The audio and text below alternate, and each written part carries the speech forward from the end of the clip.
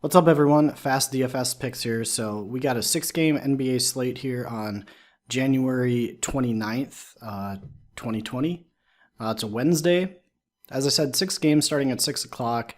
Late games running at 9 o'clock. So there should be an normal slate and a late slate. I always think it's good to enter in some of these late slates, especially if you know what you're doing. Make one pivot off of chalk, and you can usually do pretty well in those tournaments. So let's take a look at game by game, and we'll talk about some of the players. I usually like to go to the utility tab, therefore I see all the players. And then in a particular game, I like to check both teams, so I can look down the list, see who's in and out. Therefore, I might get a better idea of what the matchups are like in that game, who might play more minutes, and therefore who might be some good picks in that game. First game, Chicago, Indiana. Chicago definitely has a really weak interior, so someone like Sabonis should be in a pretty good spot. He is of a hefty price tag at 9.4, so that's always something. Zach LaVine with a questionable tag, but he's probable. He's had that Q tag for quite a while, so I wouldn't worry about that. Not the greatest matchup against Indiana, though. They definitely have an above-average defense in the NBA. However, Zach is the primary scorer and playmaker for Chicago, so if you were going to game stack or do anything with this game, you definitely want some of Zach LaVine exposure. Brogdon is questionable. He suffered a concussion a few games back. He hasn't returned to action yet. Even if he did return at 6.6, a good price tag, but Chris Dunn has been playing really good defense against point guards. If you take a look at point guard point scoring, fantasy scoring versus the Chicago Bulls in the past 10, 15 games or more, they haven't been doing too well. So Brogdon would not be a player that I would particularly want to target anyway. Looks like Lauri Markkanen is still out. Victor Oladipo is questionable, but he will make his season debut against the Bulls. So that's actually pretty interesting. That would definitely take usage away from Brogdon. It's going to be interesting to see who Dunn would guard then in that situation. Oladipo would probably play the shooting guard position. It's unclear how many minutes he's going to play, though. So at 6,000, you might have to do some more research and find out how many minutes he's going to play. But again, not necessarily a particular good matchup. So I'd want to wait a few games for Oladipo to get back into action and pick a better matchup to target him. TJ Warren at 5.8 is definitely in a good spot for Indiana against Chicago. He's a guy I might want to target. Wendell Carter Jr. is still out. Chris Dunn, as I said, plays a good defense, but is not a good offensive player, so he doesn't have a whole lot of upside. Looks like Turner didn't practice Tuesday, so he's questionable. So if he didn't play, you might want to look to another big man for Indiana. That would be Batatse. So if we take a look at Batatse's game log, he only played 5 minutes against Portland on 126. But let's see if Turner actually played in that game. And so Turner didn't actually play in that game. So I'm kind of wondering who played backup center minutes. We can take a look at center just for Indiana here. And it looks like TJ Leaf maybe played some minutes. No. So I'm not 100% sure. Besides Leaf, Batatse, Turner, and Sabonis, who's really getting a lot of the minutes at center? It looks like Sabonis 41 minutes, so that's where it's going. It's basically all the minutes are going to Sabonis. So his 9.4 price tag is pretty justified, I guess, if he's going to be playing 40 minutes. Otherwise, not a whole lot that I really like in this game.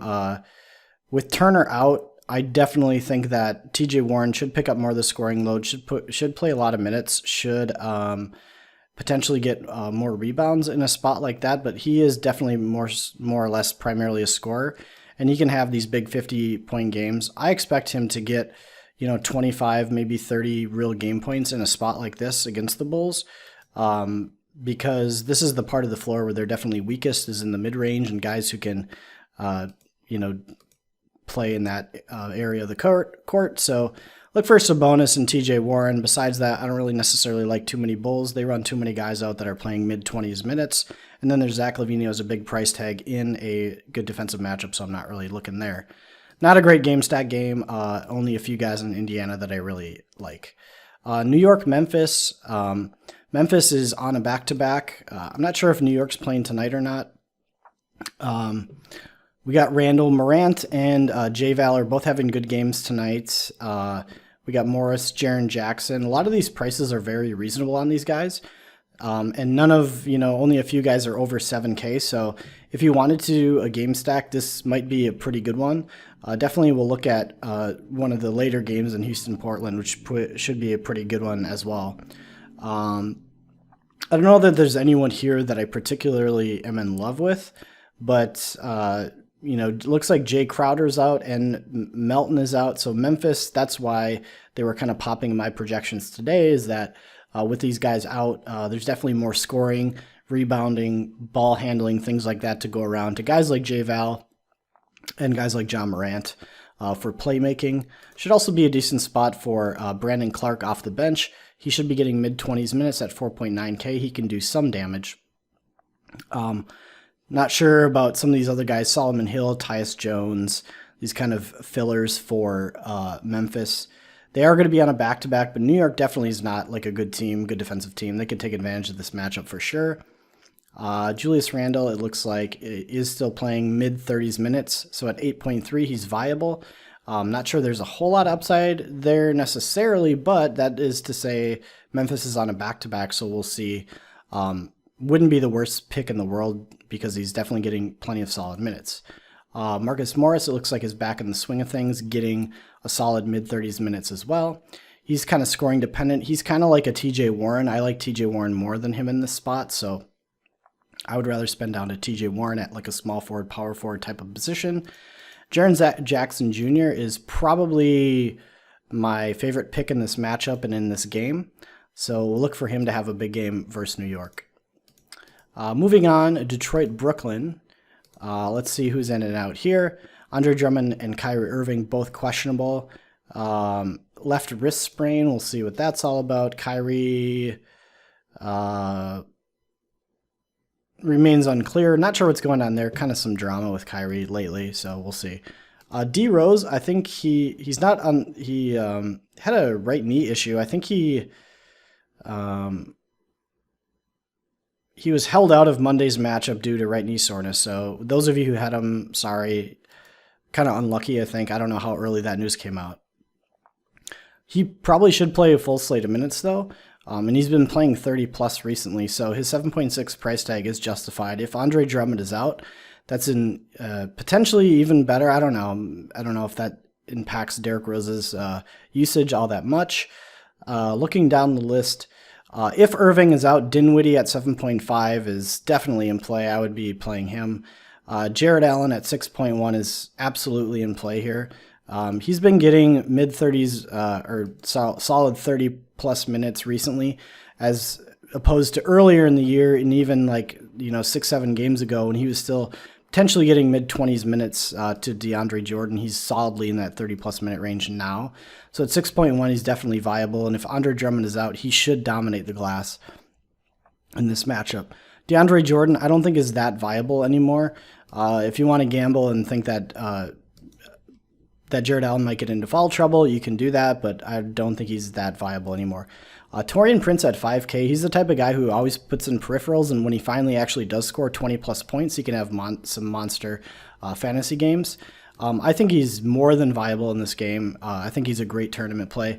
Definitely not necessarily a cash game play, just because he can have those floor games where he only scores 15 points, but he's an awesome tournament play, I think, at 5K flat. Bruce Brown, not as big of a play with Derrick Rose back in. He played 26 minutes versus Cleveland, had 22 fantasy points. He's the type of player, if a team has a really weak interior and he can drive and penetrate and make a lot of layups, and he's the primary sort of scorer in that first unit alongside like an Andre Drummond or something, then he's in play, but I don't necessarily really like him here. He's probably getting an average amount of minutes, and he would just have to have a really big shooting game or something, an anomaly type of game to get there. So I don't necessarily like that. And everyone else down here I'm not really big on. Karis LeVert, though, and Reggie Jackson are worth taking a look at. Karis LeVert really hasn't been the same since getting back from injury, but when I see him putting up 12 shots, 13 shots, that's pretty encouraging to me, and his price really hasn't jumped up since he's returned. If Kyrie is out and they're looking to get him more into the upper 20s minutes range, We still don't know if he's being capped for minutes or what's going on here, but if Kyrie is out, he definitely is also a tournament play. So I like some of these Brooklyn guys, especially if Kyrie is out, which is pretty obvious. If Andre Drummond is out, that really bumps the stock on me for both Jarrett Allen and then who would be backup at center? Christian Wood. He might become pretty popular. I would say the one downside to even if Andre Drummond is out, he doesn't seem to get like 30+ minute games. He still only gets like mid to low 20s minutes. So he would probably split time with someone like Thon Maker. So I don't necessarily think that you need to play Christian Wood if he's out. In fact, Christian Wood's big games this year have come when he's come off the bench and then soaked up some junk time against really, really soft interiors. So he definitely has upside, but if he's popular, I don't necessarily think it's a must play. And then Keith Morris, he's always just huge floor, not a great ceiling. I never really like rostering him. It's kind of a gamble. So pick your poison there. So that's about it for that game. Looking at Utah, San Antonio, real quick here. Looks like Aldridge is still potentially out. Let's look at the util spots so we can see all of them. Rudy Gobert at 8-7, I guess is kind of viable. DeRozan just came off a big game for Chicago. That's where LaMarcus Aldridge was also out in that game. So you can see his shot attempts skyrocketed from 15 shots a game to all the way to 21. That game near went to overtime, except he missed a free throw at the end of the game. 14-17 from the line, though, 36 actual game points and 53 fantasy points. So that's a really big game. I don't necessarily like the fact that he's had some really big games and now his price tag is all the way up to 8.4 because it definitely is tougher for him to get there. So he's more of a cash game play than he is a tournament play for me at that price point. Donovan Mitchell, 8K flat, kind of the same situation, only I'd much rather pay down for $400 for Donovan Mitchell than I would for DeRozan up at 8.4 because Donovan Mitchell actually shoots 3-pointers. B. Bogdan is at 6K flat.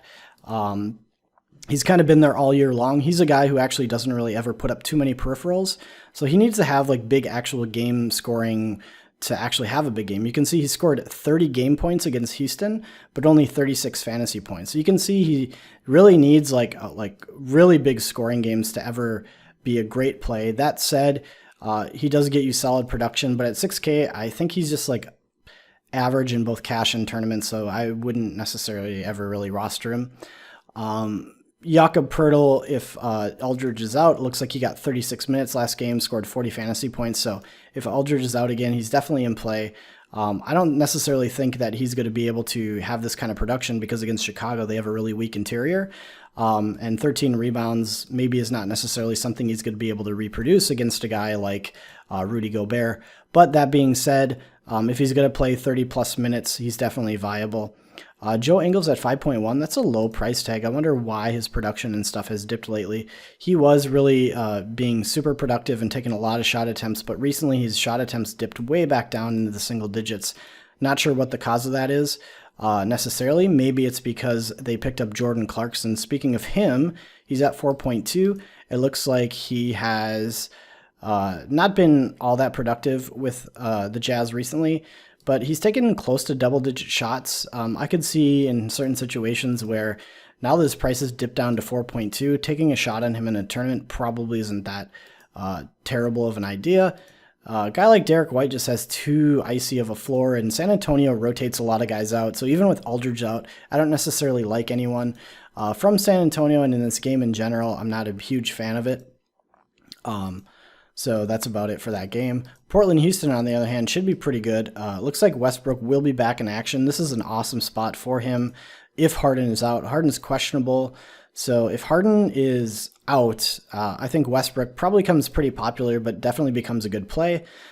He struggled at the beginning of the year to find his spot on this team, but he's really stepped up his aggression. Look at his field goal attempts in the mid-20s. He's just running down the court, chucking up shots, getting assists, doing his triple-double stuff. It's pretty crazy. So at 10-4, he's definitely in play.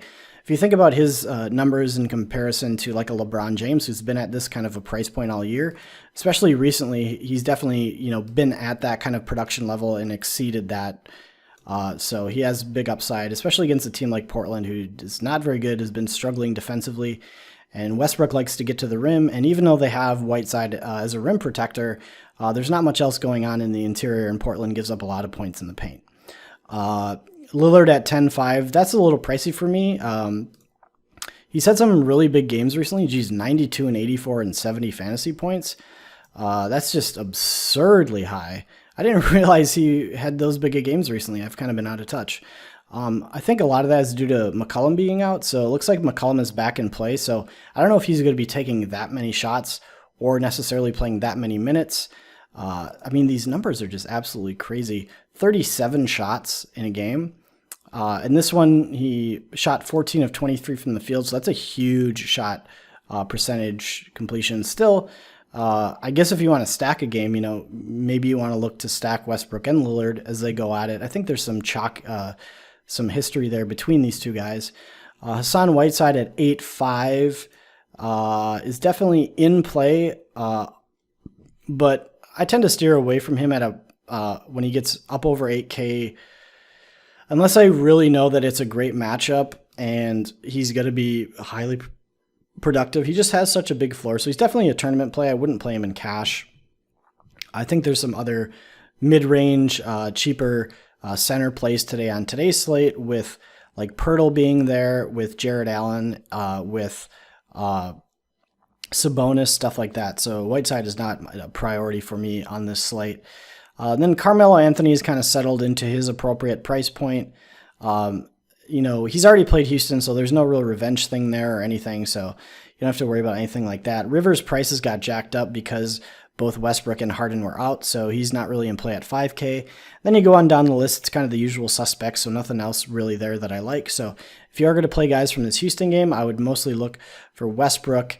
And then I think CJ McCollum at 6'9" is actually very much in play if he's going to be at full strength. And then going to Oklahoma City and Sacramento. Sacramento, kind of a slower team, runs a lot of guys through their rotation. They have picked up the pace a little bit with De'Aaron Fox in the lineup, though. And OKC, it looks like, let's see, is Chris Paul back in action? Yeah, he is back in action. This actually could be one of the better game stacks of the night.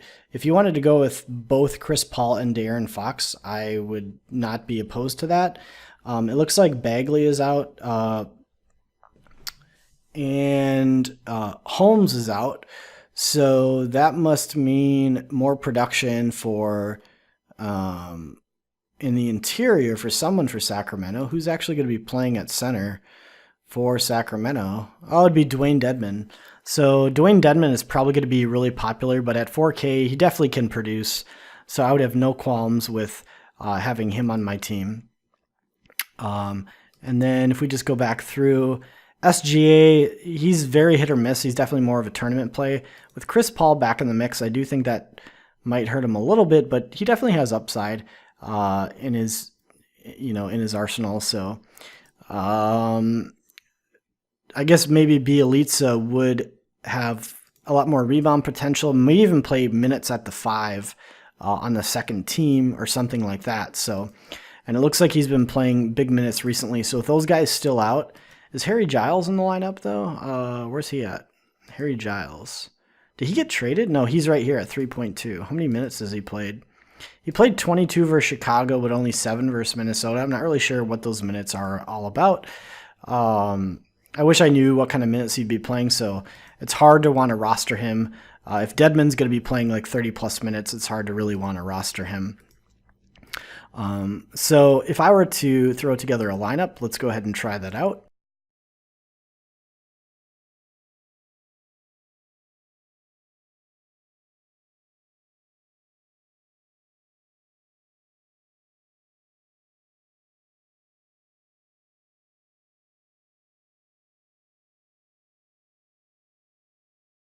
So, I guess this is a lineup.